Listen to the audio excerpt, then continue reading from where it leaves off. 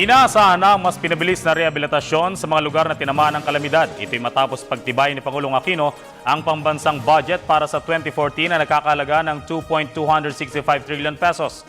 Tiniyak naman ng Pangulo ang maigpit na pagbabantay sa paggamit ng naturang pondo.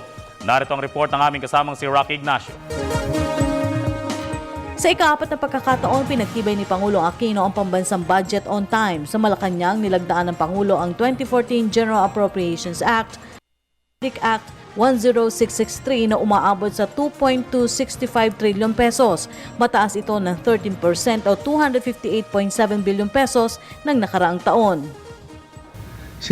Sinasalamin nga po ng ating pagtitipon ang pagtibay ng itinindig nating pundasyon para sa tuwid at mabuting pamamahala.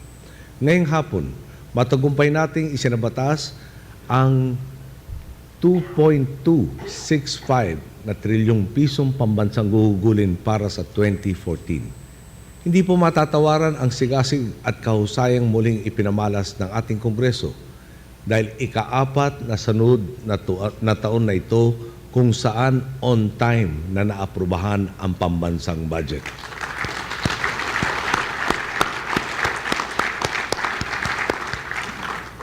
Dahil po dito, hindi lamang natin naagarang na ipapatupad ang mga prioridad na proyekto.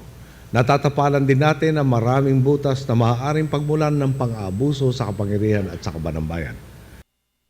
Nakapaloob kasi sa 2014 national budget ang pagtamo ng inclusive development. Ito rin ang unang performance-informed budget na iiral sa bansa para sa tinatawag na budgetary allocation at performance targets. Ayon sa Pangulo, bahagi ito ng reforma upang ganap na maprotektahan ang pondo ng bayan.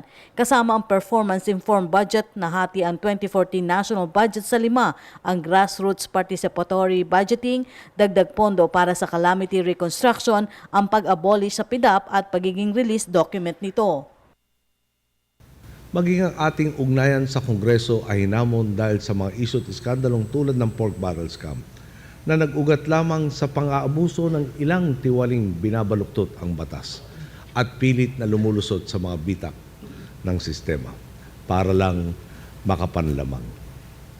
Sa mga nag-aakalang basta-basta na lang tayo titiklop sa kaliwat kanang pagbabato ng putik o paghahasik ng agam-agam, nagkakamali po kayo. Sila mang humahamon sa paninindigan natin upang panatilihin ang kapayapaan at seguridad ng ating mga komunidad, o silang mga desperadong pilit na gumagawa ng paraan upang makapagnakaw sa pambansang kaban.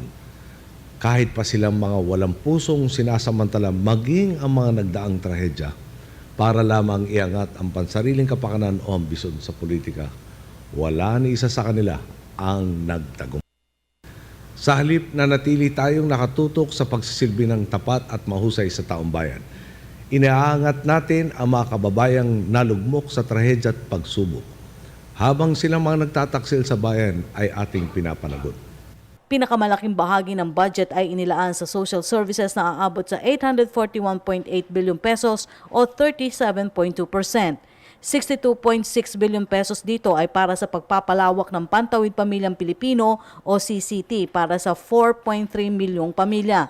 44.6 billion pesos para sa construction at repair ng mahigit 40,000 silid-aralan at 35.3 billion pesos para sa National Health Insurance Program.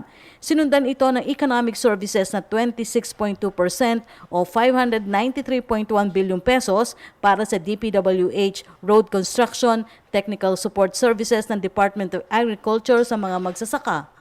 General Public Services 16%, debt burden 16% at defense sa 4%. Samantala, umabot naman sa 13 billion pesos ang calamity fund mula sa dating 7.5 billion pesos, 20 billion naman sa rehabilitation reconstruction program at 80 billion pesos para sa projects sa ilalim ng unprogrammed fund. Iba't iba man ang datos na inilalatag natin sa makapal na librong ating pinirmahan. Iisa naman ang diwang nakapaloob sa bawat nilalaman nito. Ang pera ng taong bayan ay para lamang sa taong bayan.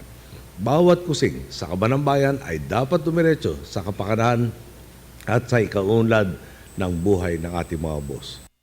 Para sa Telebisyon ng Bayan, Rocky Ignacio.